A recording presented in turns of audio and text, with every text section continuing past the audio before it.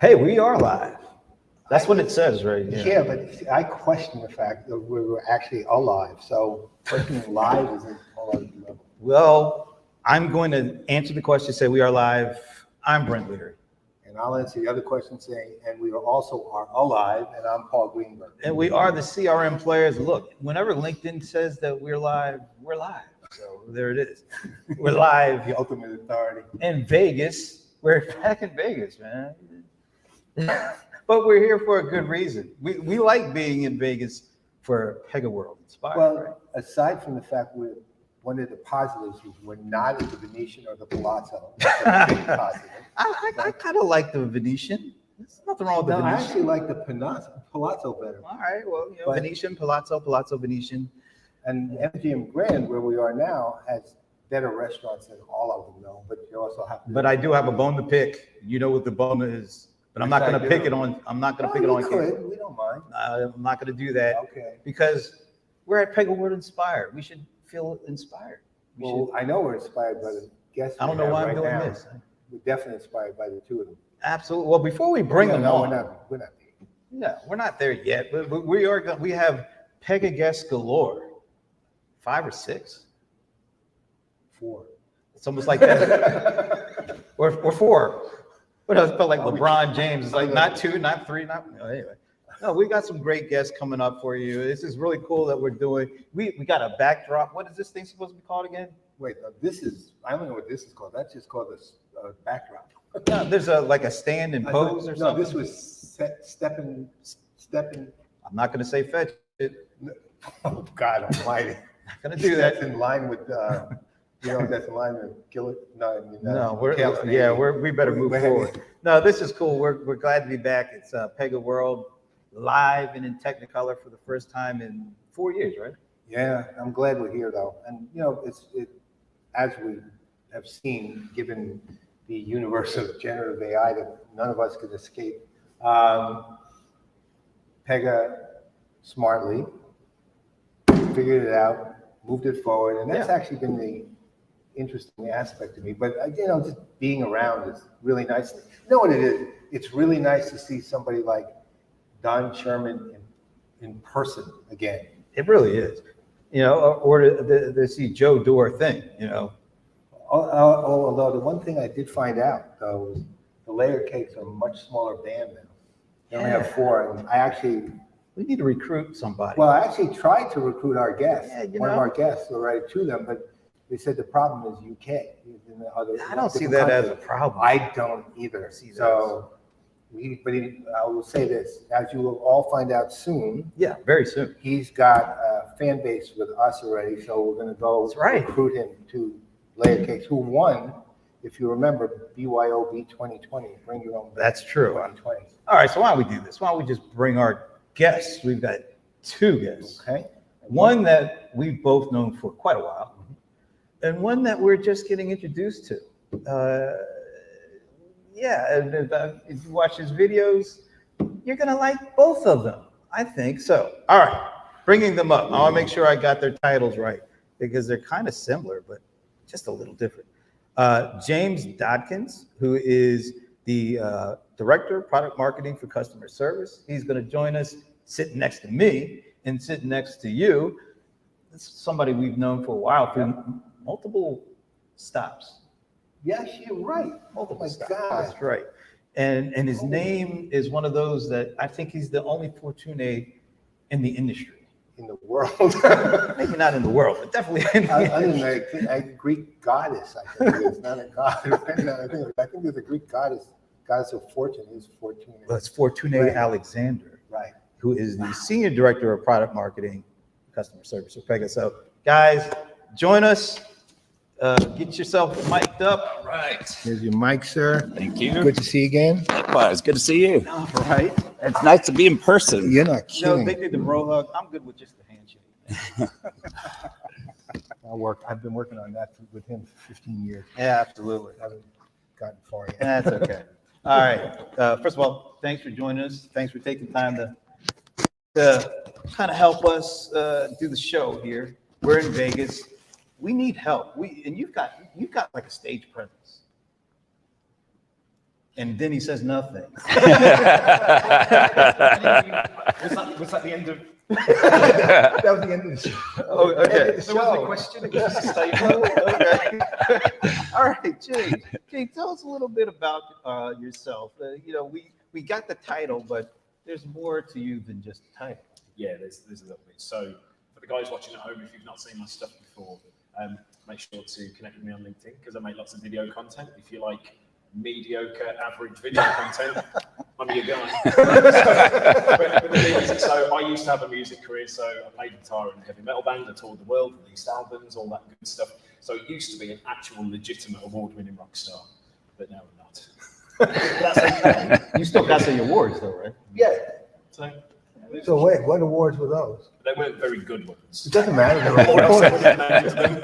It was the band won like best newcomer. That's in a certain good magazines. award. Are you kidding? Yeah, like top 10 metal band. Oh, how are those not good awards? Well, because they were in magazines no one's ever heard of. What? Okay. Oh, all right. There you go. Well, this is taking an interesting turn. You got the Axe, metal magazine. Is that right? I mean, that sounds good. If it doesn't exist, we should. We'll make it up. Okay. Yeah, I think you won that one. Best band. If we're the judges, you won. Fantastic. But yeah, so a lot of times I talk about how to turn customers into fans using lessons from the music world, not just stories from my band because that wouldn't be very good because I've got maybe like 2. I'm going to ask you about something I saw on your channel, but turn to Fortuné. Fortuné, now we've known you for a while, but give the folks a little bit more about you. Absolutely. Fortuné Alexander. Everyone always asks about the name. How did you pronounce it? What is it? It's a French name. It's an old family name. Part of my family's from France. And Pardon your French, in other words. Kind of New Orleans. Well, I grew up in Gulfport, Mississippi, which is just down the road from New Orleans. So yeah, they moved down from New Orleans. Wait a minute, but isn't it just Mississippi?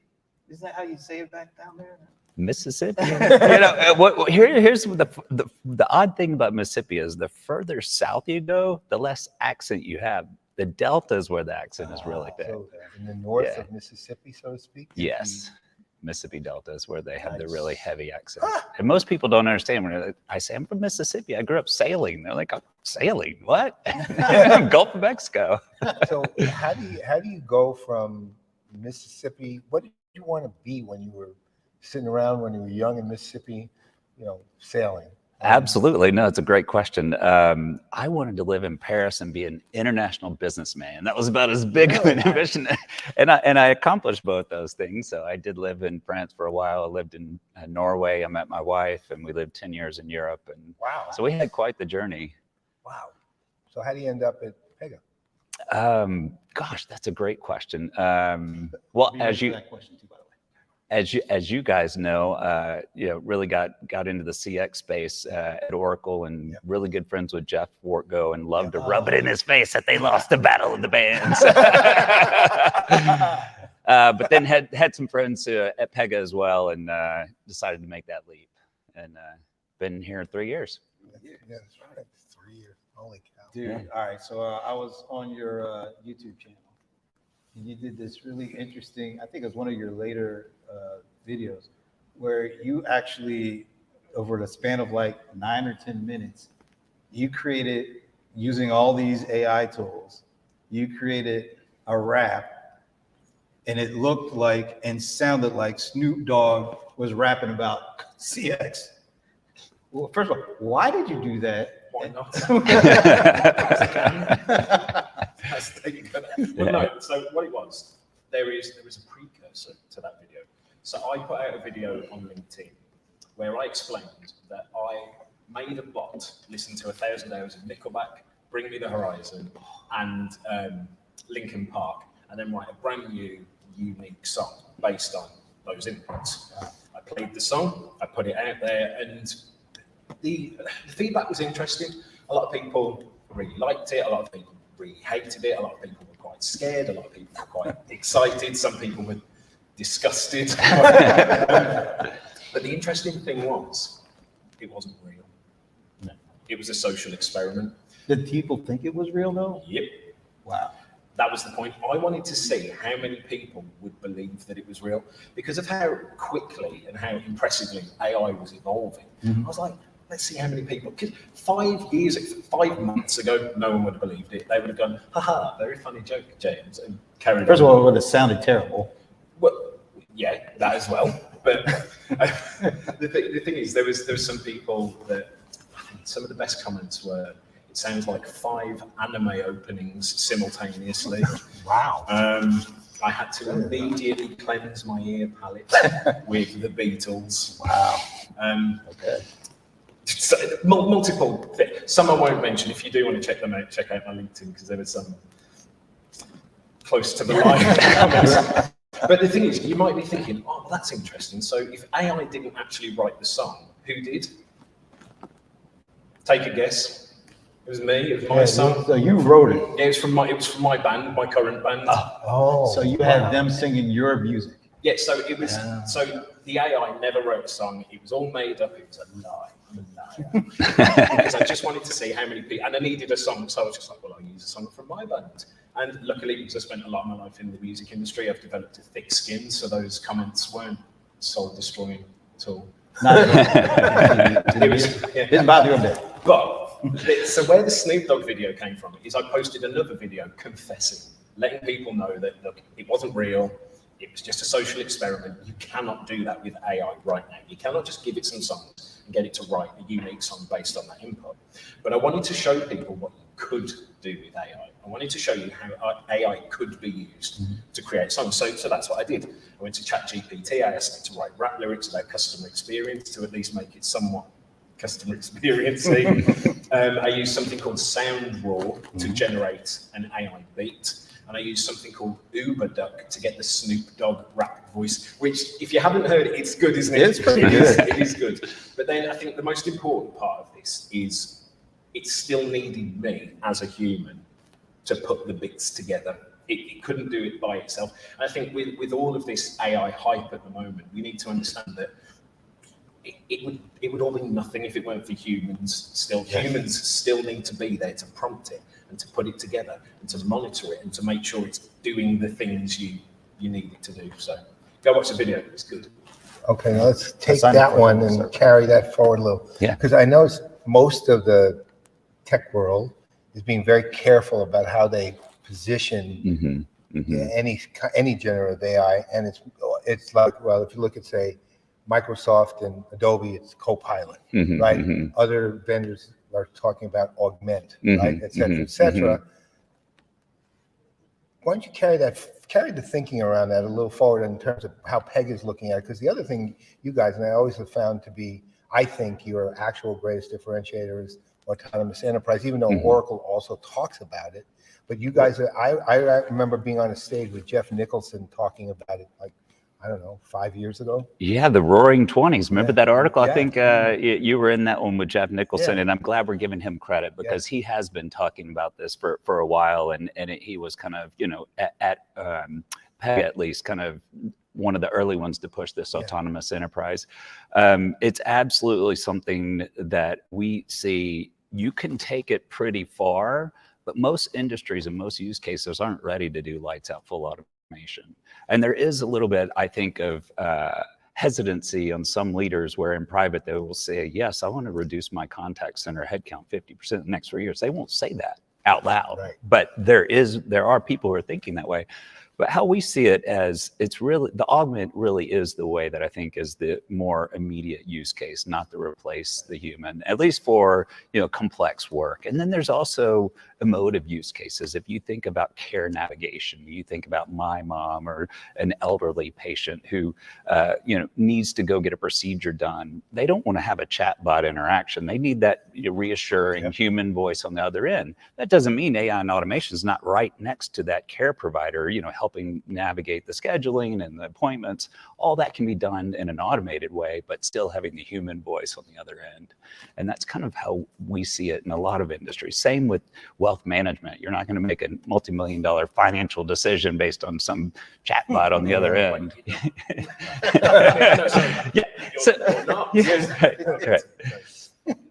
It's an interesting point because I think there's a lot of companies and they think they've got like millions of processes, but they don't. They've got millions of scenarios. They've maybe got like 20 processes. You've got lots of different scenarios. And for me, like looking holistically at customer experience, it's about understanding which of those scenarios are transactional and which ones are emotional. Changing your address, transactional. Changing your payment date, transactional. That should just get done like that. There should be no human interaction at all.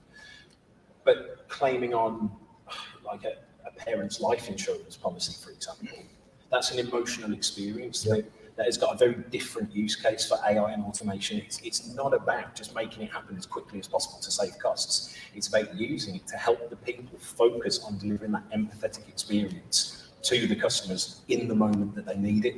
And I think that's probably one of my biggest worries with this, that companies are going to see it as purely as a way to reduce costs. And it's not that it can't do that. It can reduce costs. If you do it properly, it will reduce costs. Right. But if you do it in the wrong places, in the long run, it's also going to reduce your revenue because you're not going to have any customers because they're going to leave, because it's like such an impersonal experience. Mm-hmm. And I think it's something we all need to be like really mindful of. Well, are you seeing a lot of your customers approach it kind of in that fashion? Ours, of course not. Are you seeing people particularly from a customer service kind of, is that the thing that's drawing their attention to this, as opposed to, wow, if we can bring this in, wow, we can do things that we may have never been able to do, because now we freed our people up to be able to think a little bit more about this, as opposed to focusing on, kind of the mundane routine. That some of these technologies are great at, taking the load off of that. Yeah, we see a ton of interest in this, but it's fun working in product marketing because you're always talking about the latest and greatest and the newest and the Pega Gen AI. And what you realize, especially at PegaWorld, when you talk to a lot of customers, they're excited about it, but they're still trying to crawl and walk before they run. So we still have people who, want this, but, there's a lot, we're talking about the largest, most complex companies in the world. That's the ones that Pega really serves. And so there's a lot of modernization and a lot of these clients that they still need to do to get to that point. That's what we're seeing right now. Actually, that brings up something that just occurred to me. Years ago, also, and it actually goes back to Jeff Nicholson again, you guys actually built into your existing AI, the AI you had at that time, mm-hmm. You had empathetic AI. Right. And actually, you were unique, at least in calling it that. Others may have had something similar here and there. But that I presume is still built into your AI. It is, and that's one of the themes. And I watched you guys last week, and I know a lot of the other vendors. I was on there with a couple of folk, but I know this is a similar story that you're hearing from others, but it's absolutely true. We're not new to the AI game. We've had AI for a long, long time, as Alan talked in the keynotes. And generative AI is just another component in the AI toolbox. It's a powerful one. It's one we can't ignore, and one that we've already positioned to bring features to the market this in Q3. But it doesn't replace the AI that we've had for a very long time. And it also, it would be interesting to hear both your takes on this, which would be, how does, especially given what you're talking about, emotive, mm-hmm. The emotive side of the processing, how the empathetic AI could work in conjunction with the generative AI. Because again, you have that sort of, to me, it's been, you're the only company I've seen who has spoken to that directly. I don't know, what it makes me think of is less about the sort of dichotomy between them, and more about the understanding that AI alone isn't really enough, right? No matter what it is. You need that automation as well. Like if I go to ChatGPT and say, what would be a good restaurant or bar, for example, because that's got, what would be a nice restaurant to take my wife to for her birthday, which is on Wednesday. Happy birthday. Bring her something back, man. Yeah, I promised I wouldn't have a good time in Vegas. You already broke one rule last night. He told me last week, he said, all right, we're going to Las Vegas. Got a lot of important things to do there. no alcohol. I'm going to go teetotal. I said, James, I'll join you. Last night at the reception, what is he holding in his hand? I had one light beer, which doesn't count. No, it doesn't. And when it was empty, I carried it around with me everywhere so that people didn't think I was a loser. You know what you could have done? You could have just a glass of really crappy whiskey, and that wouldn't have been. I don't really like whiskey. I know it's not very rock starry of me, but especially crappy whiskey. Light beer and you don't like whiskey. My impression of you is really. I actually quite like fruity cocktails. Oh, so Really? Yeah. And what do you like? Because I just said it live. I'm trying to be a good teetotaler, at least at this event. Fair So, but I do like Coke Zero, and I could only find Diet Coke, which I tastes know. terrible. Coke Zero's, anyway. I can't remember what I was saying, but I'm sure it was very interesting. No, that Your was wife's Yeah. birthday's on Yes. Right. So if I say, where should I take my wife for her birthday? It would give me a restaurant suggestion. Fantastic. Book me a table. It would go, I can't do that. I can't actually do anything. Whereas, so the AI, it's interesting, but if you're trying to use it in an organization, you've got like millions of things happening every single day.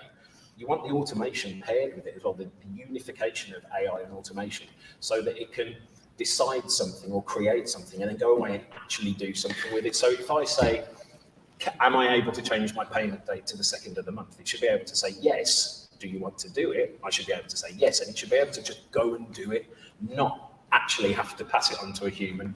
And it's those transactional things that should just be happening in the background to deliver those easy, convenient, fast right there with you. experiences for customers that we're all experiencing now and demanding. One of the things that is unique, we were talking about empathetic AI, and I wanted to circle back to that question, that point. One of the use cases that Karim didn't get into the details in the keynote that I'm real excited about with PegaGen AI is we can have a virtual customer train up new CSRs using ChatGPT, and you can assign it a personality.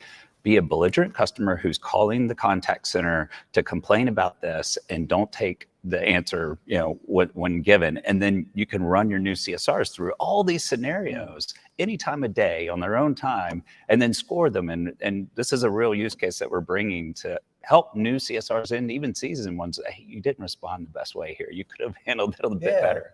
So that's a real interesting, back to James's scenario of, in this case, the AI is real and it's kind of. Well, actually, to your point there, I was literally just thinking that because one of the things you could theoretically do, especially given they have things like best next action and things like that. By the way, again, Notice how you said I best. did. next. Yeah, careful not about next. saying it that way. I keep doing that. The You're reason being, if you say next best action, which most people do, that means the second best action, right? Where best next action, which I was taught by Pitney Bowes, actually, is actually the way to put it. It's the best next He's action. still alive? Really? No, only Pitney. Bowes left the earth a long All time right, I got a question. Wait, let me finish. Oh, you got to finish. Okay. Oh, we're doing So- business. So here's the thing.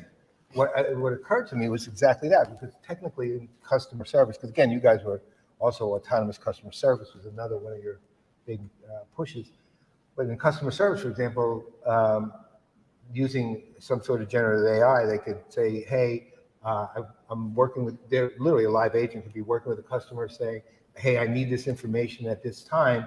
And then theoretically, with the integration of empathetic AI, who's also potentially looking at things like the mood of the customer at that moment, Absolutely. come back and say, well, you do that, and look, it will probably make the customer more belligerent. I mean, it's speculative a little bit, but given that generative AI hallucinates, a little speculation shouldn't be so bad. But so you see what I'm getting at? Absolutely, and that's another. And I know others are talking about this as well. So other people in the space are doing it. But another thing that's really cool about generative AI in your chat exchange. So if you're having a messaging conversation in the contact center, sometimes agents don't say things the right way. Right. And it can suggest before it sends, hey, the tone is a little off. Why don't you say this instead? You can just hit, yep, I'll say that. Yep. And so you're making the agent not make that customer more frustrated. I think that's a great use case.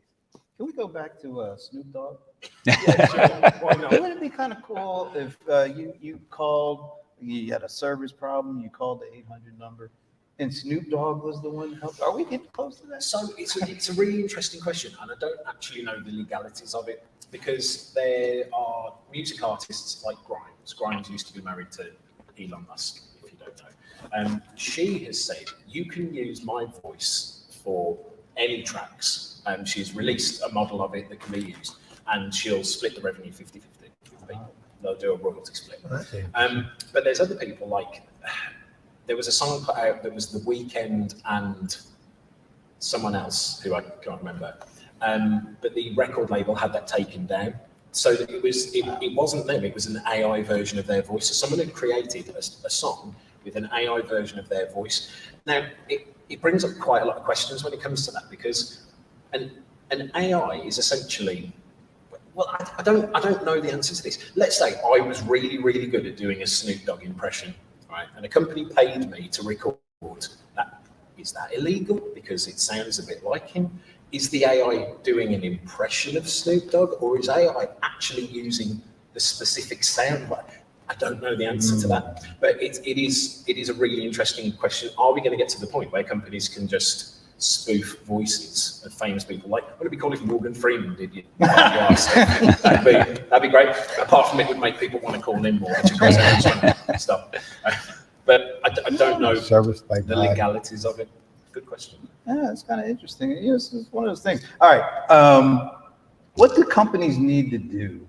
You know, they're excited about this stuff. You know, they're interested, what have you. What do they need to do to actually do it right? I mean, what things do they have to have in place, you know, organizationally, and the right things that they have to have their employees do? What are the things that they're going to need to really take advantage of all the stuff we just talked about? Brent, I think you're leading the witness because I just came out of a breakout session with a Belgian telco provider, Telenet. I knew that. Yeah. Okay. All right. Cool. And we were just talking about the same thing. He said, some of the pain that we've had going through our journey is not the technology, it's the people side, because the most seasoned and, you know, heroes in the contact center, the people who knew all the workarounds and how to get around the 5 and 6 different systems they were using. And when you take that away and implement a Pega customer service system that can orchestrate all those systems, and it takes all that, you know, alt tabbing and green screen, all that other stuff, and just pushes it away, then they don't have all those back doors, and they feel, he said, the new service reps get it instantly, and the change management is great because they're on guardrails. They're kind of like guided through the whole process. The old reps hate it. They can't do all the magic and the workarounds that they could before. So I think there's a big element, you know, it's been around since, I don't know, probably before the 80s. It used to be people, process, and technology. Okay. Every project talks about that, and leadership, you know. But I feel like that still holds water if you think about the nature of humans and how we change or we don't want to change and who's leading the change. And the other thing Brett said in that session that I think companies need to do is get their business leaders fully aware of what this change means and how it's going to work. Don't just have IT drive it. And we know this. I mean, a lot of people say it, but I think even he didn't say it, but I think they probably, if they could do it again, would have gone back and done a little bit more executive education around what was actually going to change. Yeah, it's not a technology issue, it's a people issue. The people, what they need to do is just buy Pega. And then it's solved, probably solved. That was nice and subtle. How many people can afford to acquire Pega? But one of the things Alan touched on it in the keynote, and I'm really glad he did, because I think it's what makes Pega quite unique, is having this centralized AI and workflow engine. So you're not coding process and logic in your backend systems. You're not coding it in channels, and your self-service isn't one process, and it's all the same workflow running all the channels. That's what gives you that context. And they called in, the agent doesn't have to ask them who they are, what they've done. They see it, they know it instantly. So that's really the power of Pega, and that center out business architecture is that ability to not have to code in different places and not code at all. It's a low code platform. I thought that was, you know, we go to a lot of these events, a lot of different vendor events. That was the first time somebody talked about, yeah, it's great that all, you know, this stuff makes it easy for you to create all this new content and new stuff. But think about it. That's creating a whole bunch of stuff. And the more you create, the more you really need some kind of structure to actually utilize it in some way. And that's the thing I think that stood out the most from Alan's keynote today is you guys are thinking kind of maybe a couple of steps further down the road than what we've been picking up in other events. Yeah, this notion of having ChatGPT write code, Alan said it, is that really what you want? You don't have this kind of, I love the wording he used, the vantage point, the high ground to be able to see what's going on. And I don't want to use a war analogy, but on the battlefield or whatever, you know clearly, and that's what the layer cake does, is it gives you this layered approach to building software where you can componentize and reuse and have the same process running in 3 different regions and just have a variation on the process. So where does all this go in 3 years for Pega? Great question. I got energized by hearing Alan this morning talk about, developers going to be able to do twice as much as they do today. And I believe that's true because generating new workflows, you ask for a suggested starting point, ChatGPT gives it to you. Yeah. Anything for you?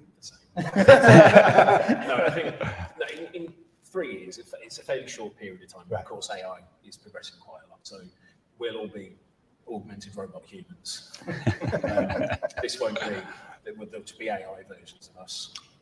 And you will be sounding like Snoop Dogg. yes, I will be saying And my the good news is we want to actually be in Vegas.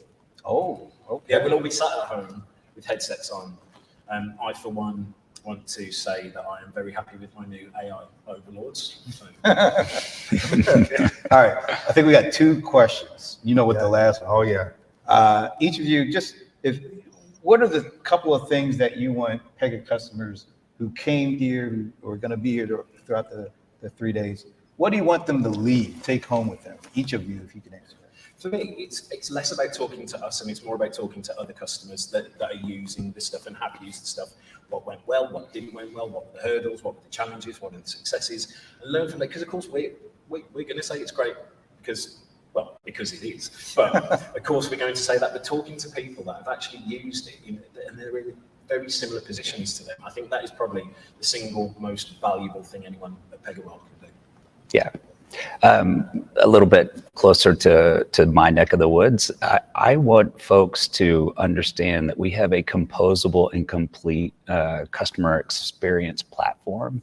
We have some amazing products hardly anyone hears about, like sales automation. Pega doesn't do a lot of big marketing. I think you guys know that. We kind of operate under the radar, and our clients know and love the architecture and the platform. But we do have this composable platform for sales automation, for customer service, customer decision hub, powering, other people are talking about using ChatGPT to create segments in marketing. We don't do segment marketing anymore. We do one-to-one marketing, and we have been, and we're the leader in that. So I think that we do so many things well in so many different areas, especially in the back office, that we have a very powerful front office capability set. And even with our own clients, we have to remind them, hey, we're the leader in sales automation when you look at Garden critical capabilities last couple of years. So really strong customer experience suite of products that just want to make sure we get our airtime. Thank you, Cordian. Yeah. Oh, okay. We come to the last one. This is the big one. I had Fortuné on. We did a few good minutes. Not even that long ago. I don't recall asking this question. You ever ask that question? I typically do, but I don't recall asking this. But so we're gonna go to him first because you're a complete blank slate. I have no idea how you're gonna answer this. This has been a great conversation. First of all, thanks for doing it. And your answers on this next question really determines if we'll ever speak to you guys again. So, not to put any, pressure on you. Right. All right, Fortuné, are you an NFL fan? I don't recall if you. So I grew up down the road from New Orleans, and so I'm a Saints fan. Oh, okay. But it was I grew up suffering. The Saints in my adulthood is another matter. My childhood was suffering. Yeah, at least you got that one in. You got the one Super Bowl. Yeah. All right. Right. So Okay. we're good. So we will be glad to talk to you. Okay. James, now you're across the pond, as you say, right? Do you even pay attention to, I guess I'll say, American football? No. You know what? That's not the worst answer that you No, can have. there's only actually. one wrong answer. Yeah. What's the one wrong answer? Okay, since nobody else is here with us, because we Yeah. do have a couple other folks. Yeah, well, You can't tell. okay.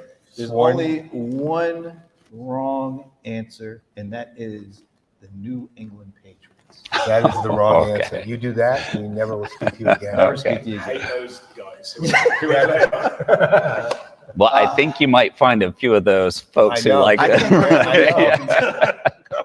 We're aware of where the headquarters of Yeah. Pega is, and we're aware of Alan's interest too. Alan, let us know right off the top. Yeah, he literally told us beforehand. All right, guys, He warned. we know that the conference is still going on, and I'm sure you got things to do.